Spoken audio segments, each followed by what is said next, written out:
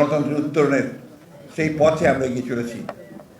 এবং যখন একই সঙ্গে সেই গণতন্ত্রের ধারাকে ব্যাহত করার জন্য, জনগণের আকাঙ্ক্ষাকে ধ্বংস করার জন্যে বিভিন্ন রকম চক্রান্ত সৃষ্টি করা হচ্ছে, তখনই আজকে প্রায় 54 বছর পরে আমরা এই দিনটি আবার পালন করছি বন্ধুরা, সব প্রতি বছরের মতো।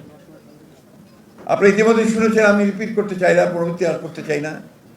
সেই 1971 সালের 14ই ডিসেম্বর পাক হানাদার বাহিনী তাদের সঙ্গে তাদের পাকিস্তানের পক্ষে যারা আদর্শগতভাবে ছিল এবং যারা এই দেশের সকল মেধাবী, বুদ্ধিজীবী, সাহিত্যিক, কবি, অধ্যাপক, বিশ্ববিদ্যালয়ের অধ্যাপক, প্রকৌশলী, চিকিৎসক, তাদেরকে বেছে বেছে হত্যা করে বাংলাদেশকে ভবিষ্যতের জন্য মেধাহীন করে দেওয়ার জন্য একটা চক্রান্ত করেছিল।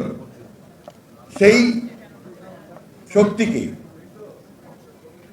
আজকে সেই দিনই পরাজিত করতে হয়েছিল মাত্র 2 দিন পরে। আমরা সবাই জানি তার 2 দিন পরেই পাক হানাদার বাহিনীকে আত্মসমর্পণ করতে হয়েছে।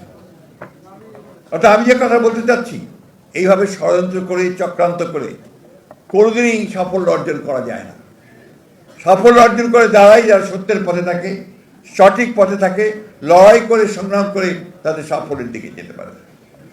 বন্ধুগণ, আজকে সেই দিনটি উপস্থিত হয়েছে যে এখন কোন রকম চক্রান্তের কাছে মাথা নত না করে, কোন রকম ষড়যন্ত্রের কাছে মাথা নত করে, অতীতে যেভাবে আমরা সমস্ত চক্রান্তকে নস্যাৎ করে দিয়েছি জনগণের ঐক্য দিয়ে, আজকে আবার সেই দিন উপস্থিত হয়েছে যে জনগণের মধ্যে ঐক্য সৃষ্টি করে আসন্ন নির্বাচনকে আমাদের জনগণের যে আকাঙ্ক্ষা, একটা গণতান্ত্রিক বাংলাদেশ, একটা উদারপন্থী গণতান্ত্রিক বাংলাদেশ, জনগণের স্বপ্নের বাংলাদেশ, শহীদ জিয়াউর রহমানের স্বপ্নের বাংলাদেশ, দেশনেত্রী বেগম খালেদা জিয়ার স্বপ্নের বাংলাদেশ, তারেক রহমানের 31 দফার বাংলাদেশ, সেই বাংলাদেশ যেন আমরা নির্মাণ করতে পারি।